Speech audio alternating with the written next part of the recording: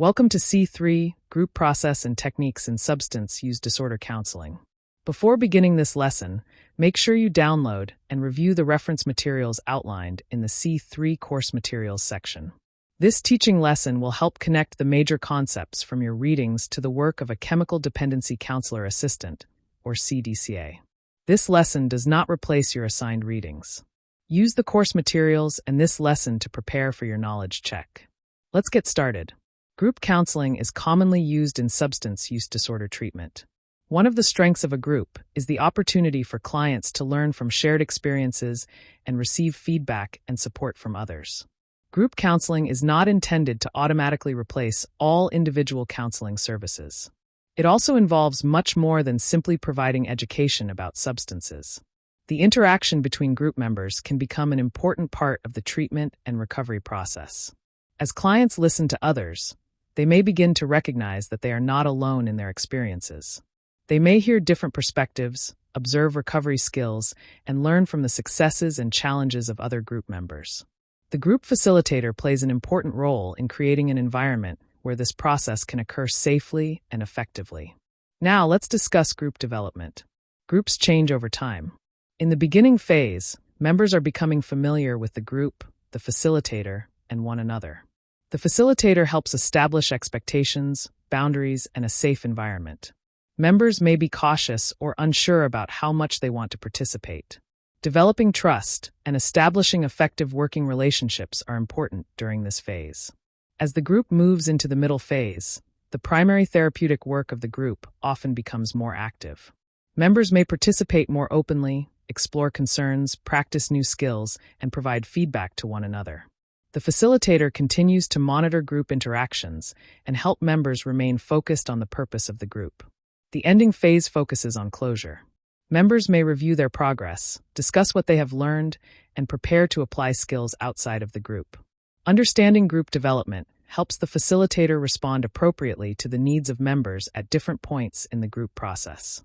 Substance use disorder treatment may also use different types of groups. One common type is a psychoeducational group. Psychoeducational groups combine education with information that supports treatment and recovery. For example, a relapse prevention group may teach clients how to recognize triggers and develop coping strategies. The purpose is to help members gain knowledge and learn practical skills. Cognitive behavioral groups have a different focus. In a cognitive behavioral group, members may learn to identify thoughts and behaviors that contribute to problems. The facilitator helps members recognize unhelpful thinking patterns and behaviors and develop healthier responses. These groups are generally structured and focused on skill development and behavior change. Group facilitators may also use motivational approaches. When supporting motivation for change, the facilitator should not simply argue with clients or attempt to force change. The facilitator can support client responsibility, explore motivation, and help clients identify their own reasons for making changes. Client autonomy is important. People are more likely to discuss change when they feel heard and respected rather than attacked or pressured. The facilitator's role is to help create conversations that support movement toward positive change. Trauma-informed group facilitation is also important. Clients receiving substance use disorder services may have histories of trauma. A trauma-informed approach does not require clients to immediately disclose traumatic experiences. Forcing disclosure or confronting clients about trauma can create additional harm. Instead, the facilitator should work to create a safe, predictable, and respectful environment.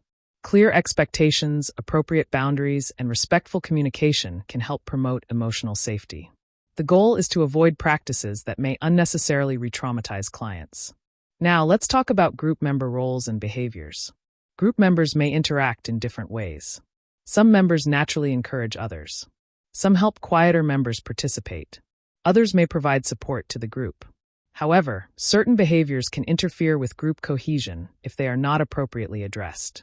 For example, a monopolizer may dominate the conversation and take up a large amount of group time.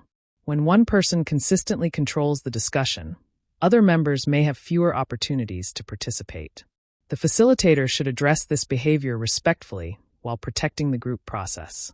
The goal is not to embarrass the member. The goal is to maintain balance and create opportunities for all members to participate. Planning is also important in group counseling. Before conducting a group, the facilitator should understand the purpose and goals of the group. What is the group designed to accomplish? Who is the group intended to serve? What type of group process or technique is appropriate? The purpose of the group should guide its structure and activities. The counselor's personal preference or schedule should not determine the clinical purpose of the group. Finally, facilitators must be prepared to manage conflict. Conflict may occur between group members. Ignoring conflict does not always make it disappear. When conflict affects the safety or effectiveness of the group, the facilitator may need to address the issue openly. The facilitator should maintain safety and respect while helping members manage the disagreement appropriately. Immediately removing members is not always the first response. The facilitator should assess the situation, maintain appropriate boundaries, and use group leadership skills to protect the group process. Remember, the facilitator is responsible for helping maintain a therapeutic environment. Before completing your C3 knowledge check, let's review the major concepts. Group counseling allows clients to learn from shared experiences and peer feedback. Groups move through beginning, middle, and ending phases. The beginning phase focuses on orientation, safety, and developing working relationships. The middle phase is often where the primary therapeutic work occurs. Psychoeducational groups provide information and practical recovery skills. Cognitive behavioral groups help members identify and change unhelpful thoughts and behaviors. Motivational approaches support client responsibility and motivation for change. Trauma-informed facilitation emphasizes safety, predictability, and respect. Group leaders should recognize behaviors that may interfere with group cohesion, including monopolizing the discussion. The purpose and goals of a group should guide group planning, and conflict should be addressed in a way that maintains safety, respect, and the therapeutic group process. Take time to review the reference materials outlined in the C3 course materials section before completing your knowledge check.